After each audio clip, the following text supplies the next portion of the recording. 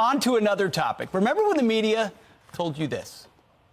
These extreme views aren't new. They have existed within the military for a while. Is Austin the right person to handle rooting out extremism from the military?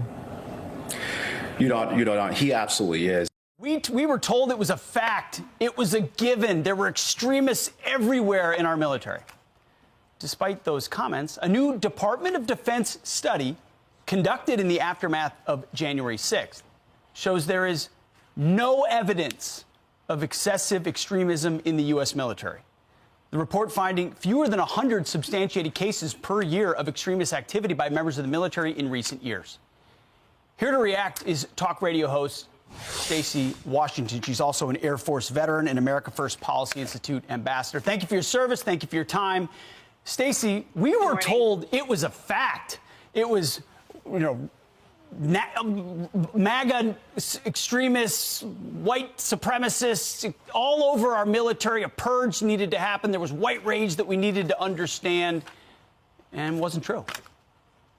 No, it wasn't. And meanwhile, Department of Defense reported in 2021 that they spent over 52,000 training hours on these kinds of remediation efforts to stop all of these racist troops from visiting their terror upon their coworkers. And it just turns out to never have been true. And you and I would know this. Anyone who works with veterans, lives with veterans, is a veteran, anyone who touches the active duty in any way, you know that there's not a problem with extremism. There's a problem with all of the woke ideology and training that they have to undergo that prevents them from being a cohesive unit. The military, their number one mission is obviously to break things, blow stuff up, maintain airspace and sea and land superiority, not to sit around and discuss who was a racist or who had been subjected to racism when they were a kid or in high school or some other nonsense. So the waste of time is what I'm concerned with. The U.S. taxpayers fund our military, and we're seeing our taxpayer dollars go towards these silly DEI efforts instead of the active duty servicemen and women being trained in their core proficiencies so that they can actually do the thing that they're there to do, which is maintain and support our Constitution. Amen, Stacy. So well said. I had the same experience in the Army and the infantry. We were never looking at somebody's skin color. We were looking at their capability. And that's something that's in the DNA. I mean, but even the Air Force especially, Stacy, is doubling down on these DEI initiatives. I hear from vets all the time. I mean, the Army's doing the same thing. But do you think there'll be a reflection inside the Pentagon? Maybe we shouldn't do this because we're fighting a problem that's made up.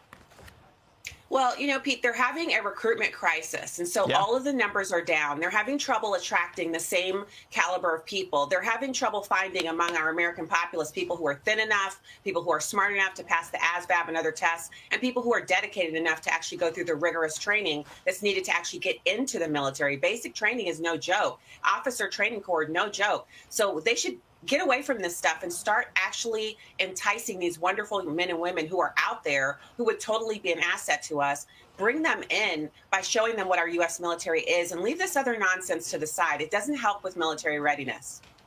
I love it. So much common sense, befitting a veteran. Stacy Washington, thank you for your time. Appreciate it. Thank you so much, Pete. Happy Saturday. Great to see you. Happy Saturday.